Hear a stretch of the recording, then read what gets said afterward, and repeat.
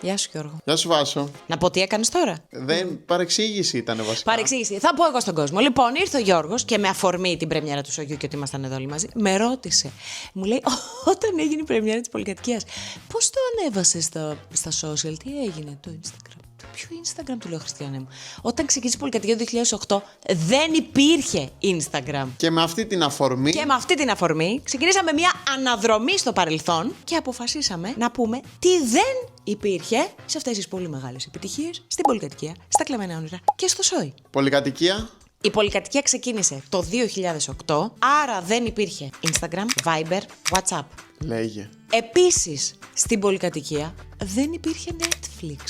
Και να σε ρωτήσω, Γιώργο, κάτι άλλο τώρα που τα ξέρεις όλα. Αν ήθελες να παραγγείλεις, πώς παραγγείλεις μια εφαρμογή στο κινητό που είναι για να παραγγείλεις και παρήγγειλες το φαγητό που θέλεις να φας. Όχι, Γιώργο, μου σήκωνες το τηλέφωνο και παίρνεις στο κάθε μαγαζί και παρήγγειλες αυτά που θέλεις να φας. Τα κλεμμένα όνειρα. Κλεμμένα όνειρα, 2011 Τι δεν τα υπήρχε. κλεμμένα όνειρα. Το Messenger, θυμάσαι το Messenger. Ναι, και τώρα έχουμε Messenger. Έχεις και τώρα. Εμείς τότε δεν είχαμε Messenger, το χρησιμοποιούσαμε μόνο μέσω του Facebook. Δεν υπήρχε ξεχωριστή εφαρμογή. Επίσης, κλεμμένα όνειρα δεν υπήρχαν ανέπαφα συναλλαγές.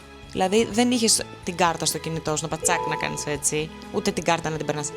Κάνει έτσι. Εγώ δεν θυμάμαι τη ζωή μου πριν τις ανέπαφες συναλλαγές. Αλήθεια σου λέω. Και τις μουσικές που βάζεις έξω και ακούγονται τέρμα. Βάζω Spotify και βάζω τι θέλω να ακούσω. Μπράβο, βάλε Spotify. Εμείς δεν είχαμε Spotify.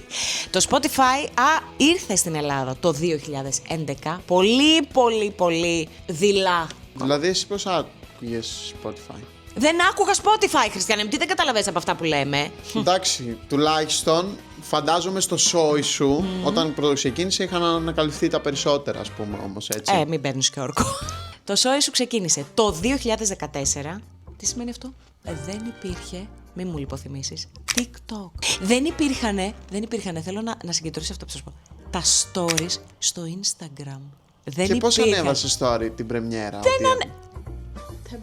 Σου έχω κι άλλο. Δεν υπήρχε 4G σε όλη την Ελλάδα. Δηλαδή δεν υπήρχε παντού 4G. Εννοείς 5G. 4G, το 5G. Το 5G μετά. Πώς ζούσατε τότε? Με τα ρόπαλα. Μα είσαι με τα καλά σου. Πω, Γιώργος έχει πάθει κακό σήμερα. Γιώργο, μου λυπάμαι για αυτό που σου συνέβη σήμερα. Ακραίο. Ακραίο. Ναι, είμαστε μεγάλοι, ακραίο.